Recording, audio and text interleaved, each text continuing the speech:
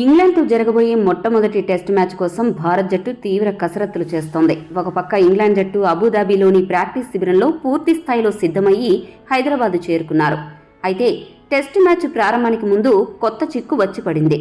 Team India star batsmen Virat Kohli ఈ 2 టెస్టులకు అందుబాటులో ఉండడం లేని కారణంగా అతడి స్థానంలో ఎవరు బ్యాటింగ్ చేస్తారు అన్న దానిపై ఇప్పుడు చర్చలు నడుస్తున్నాయి. ఈ నేపథ్యంలో రోహిత్ శర్మ 3 ప్లాన్స్ పరిశీలిస్తున్నట్లు జాతీయ మీడియాలో కథనాలు వెలువడ్డాయి.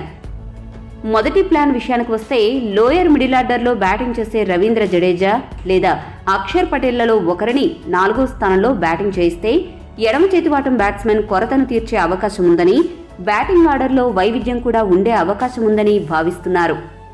రెండవ ప్లాన్ ఏంటంటే కేఎల్ రాహుల్ 4వ స్థానంలో బ్యాటింగ్ చేయడం. అతనికి వికెట్ కీపర్ బాధ్యతల నుంచి విముక్తి కలిగించిన నేపథ్యంలో అతడికి మిడిల్ ఆర్డర్ బాధ్యతను అప్పగిస్తే ఎలా ఉంటుంది అన్న విషయాన్ని కూడా టీమ్ మేనేజ్మెంట్ సీరియస్గా ఆలోచిస్తోంది.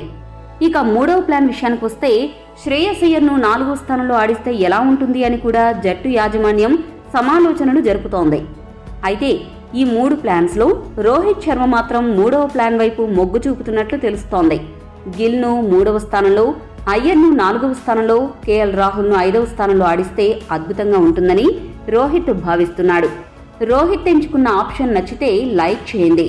మీకు ఇంకేమైనా బెటర్ ఆప్షన్ అనిపిస్తే కామెంట్ చేయండి. మరిన్ని స్పోర్ట్స్ అప్డేట్స్ కోసం మా ఛానల్ను సబ్స్క్రైబ్ చేసుకోండి.